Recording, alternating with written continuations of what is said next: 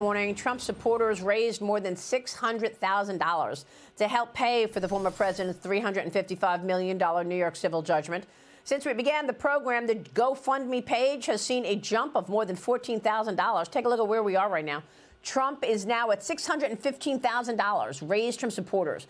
Trump was also banned from running his business, as you just heard, in New York and applying for bank loans for 3 years.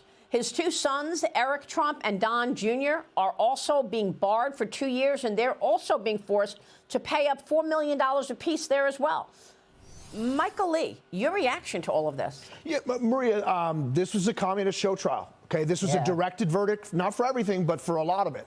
All right, and for there to be fraud, there has to be a victim. And the alleged victim in this trial not only testified they were thrilled with the business of Donald Trump, but they profited handsomely.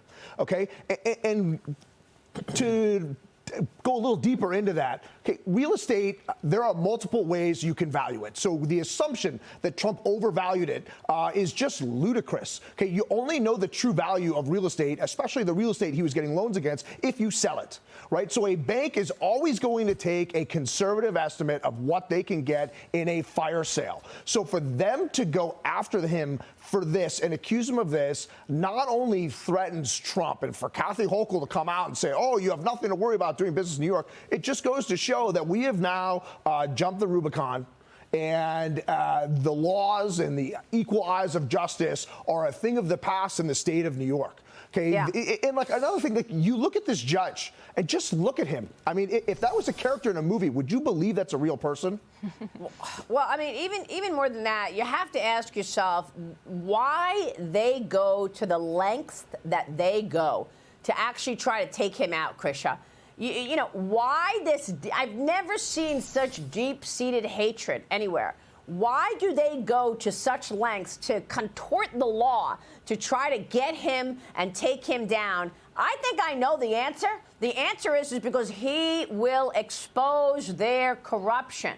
And he's not afraid to spew it out and talk about it, wrap his mouth off on it. He's not afraid to do that. He exposes their corruption and their ineptitude.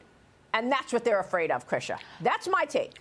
100%. And I actually worked with a candidate who was running directly against Letitia James during the last election cycle. And this is what she promised. She wanted to get Trump. This was part of her campaign. This is part of Alvin Bragg's campaign. This is what they ran on. And this is exactly what they're doing, because this is election interference. They do not want Donald Trump to be the next president of the United States. And they are threatening him. They are going after him every way they can.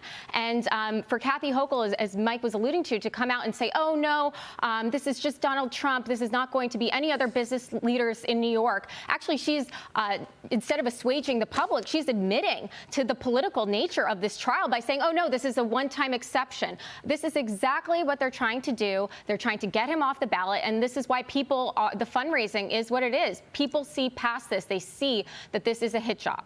And yet no lawsuits over the fact that a Chinese national is now on the board of the Federal Elections Commission in San Francisco.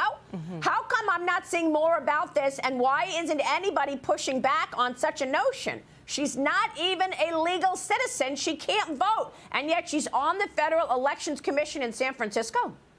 Well, I mean, you're probably one of the few people who's following this story, and it's so amazing that you are, because realistically, the mainstream media does not want people to follow these stories. This is why we're seeing a 4,000% increase in Chinese nationals who, as you mentioned, are being sanctioned by the CCP coming into our country. This is all part of a greater scheme, a greater plot to overthrow our current government, our democracy as it is today. I mean, I hate to sound so dramatic, but we're at this point in time when the former president of the United States, who's running for office, is being kicked off ballots, going to the Supreme Court, and being charged with 91 indictments. I mean, this is outrageous. Oh, it's dramatic, all right, Krisha, for sure.